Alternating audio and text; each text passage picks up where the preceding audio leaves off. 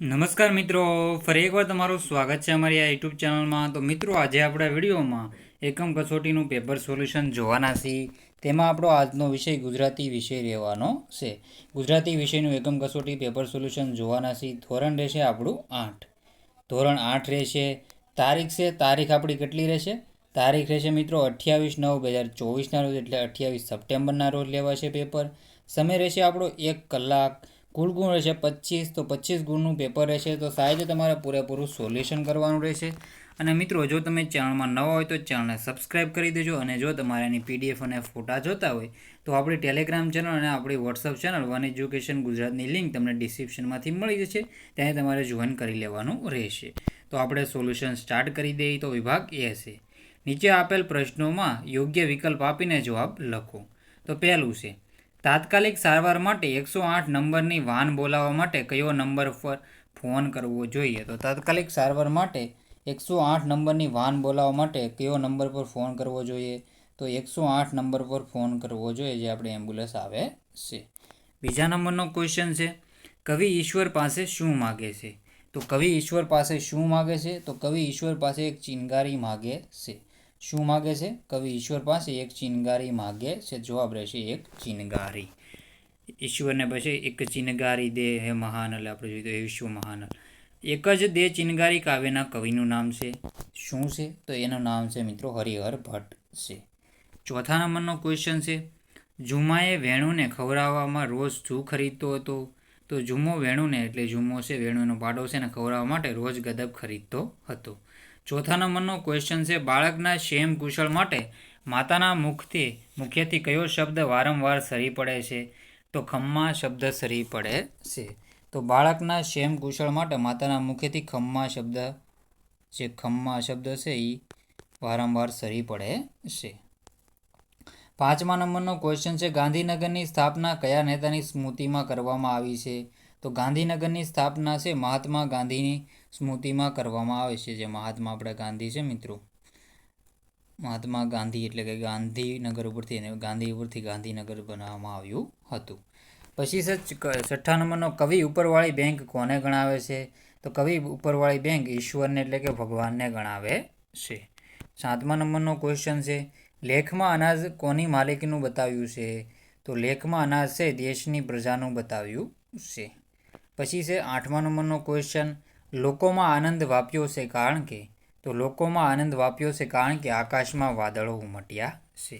શું? લોકોમાં આનંદ વાપ્યો છે એનું કારણ છે આકાશમાં વાદળો ઉમટ્યા છે.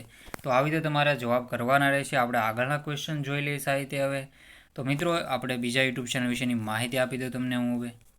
તો મિત્રો, જો આપણે આ યુટ્યુબ ચેનલ છે હેરી બારી, આ યુટ્યુબ ચેનલનું નામ છે, તો આ ચેનલને પણ તમારે સબસ્ક્રાઈબ કરી દેવાની છે. આમાં વ્લોગિંગના આપણે વિડીયો મૂકીએ છીએ. જો આવી રીતે આપણે બધા વિડીયો મૂકીએ છીએ, તો આપણે આ યુટ્યુબ ચેનલને પણ તમારે સબસ્ક્રાઈબ કરી લેવાની રહેશે. અને ઇન્સ્ટાગ્રામમાં પણ હેરી બારિયા તરીકે આપણી ચેનલ છે, એમાં પણ જોઈન કરી શકો છો. તો ફરીથી આપણે ક્વેશ્ચન તરફ હવે આગળ વધી જઈએ. તો આપણે બધા જ ક્વેશ્ચનો હલાવે છે, તો અંત સુધી પૂરેપૂરું પેપર જોઈજો. તો આપણે જોઈએ તો નીચેના પ્રશ્નોના એક એક વાક્યમાં ઉત્તર લખો. તો પહેલું છે, કવિ માત્ર એક જ ચિનગારી શા માટે માગે છે? તો કવિ માત્ર એક જ ચિનગારી માગે છે કારણ કે જ્ઞાનની એક જ ચિનગારીથી સમગ્ર જીવન પ્રકાશિત થઈ જાય છે. જીવન ખર્ચી નાખવું એટલે શું? તો જીવન ખર્ચી નાખવું એટલે અનેક નાના મોટા કાર્યો કરવામાં જીવન પૂરું કરી દેવું. પાડાનું નામ વેણુ કોણે પાડ્યું હતું? પાડાનું નામ વેણુ ઝુમાના કોઈ મિત્રએ પાડ્યું હતું.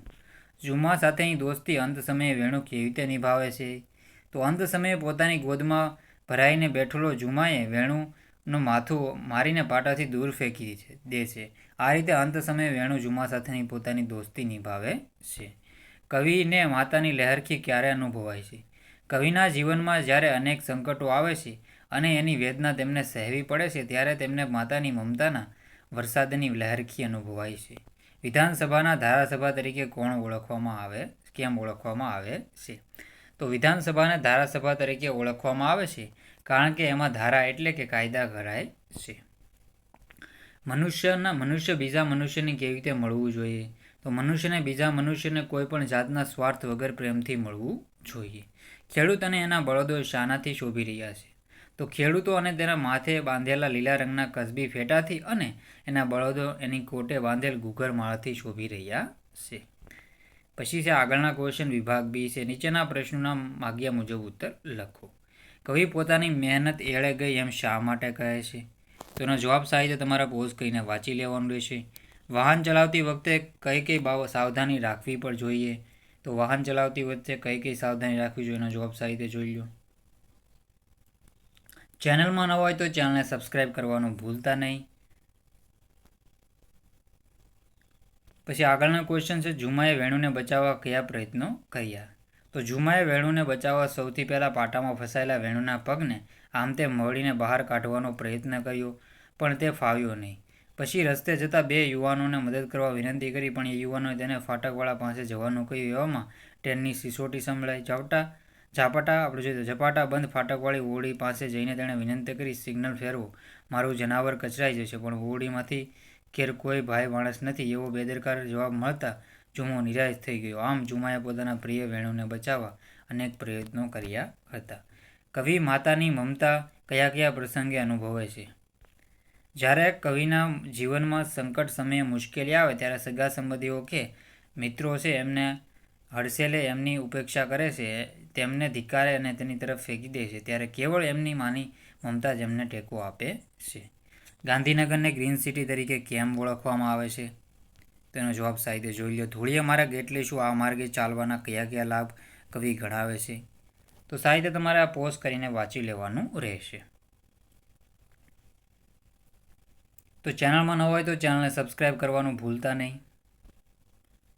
નીચેના પ્રશ્નોના સવિસ્તાર ઉત્તર લખો. એક જ દે ચિનગારી પ્રાર્થના કાવ્યનો ભાવાર્થ લખો.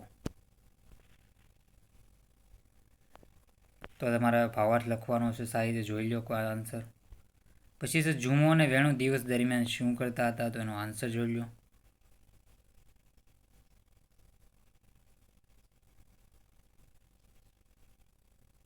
બાણે બાણે પાણી ભરી દીધા અને ઝુમો વેણુ બંને પાછા વળતા. ઝુમો રસ્તામાંથી 1 પૈસાનું ગાજર અને ટામેટા કે ભાજી પોતાના શાક માટે અને વેણુ માટે બધ ભરીને ગદબ ખરીદતો. પાછા વળતા વેણુ ગદબ ખાતો. પછી ઝુમો બપોરથી શેક સાંજ સુધી હોકો ગગડાવ્યા કરતો અને વેણુ માખીને ઉડાડવા કાન ફફડાવ્યા હતા. આંખ મીચીને ઊંઘી જતો અને જાગતો પડ્યો રહેતો. તો આવી રીતે તમારે આન્સર કરવાના રહેશે. તને ઓળખું છું માં ગીતમાં કવિએ કઈ રીતે માતૃ મહિમાનું ગાન કર્યું છે? એનો જવાબ સાહિત્ય જોઈ લો.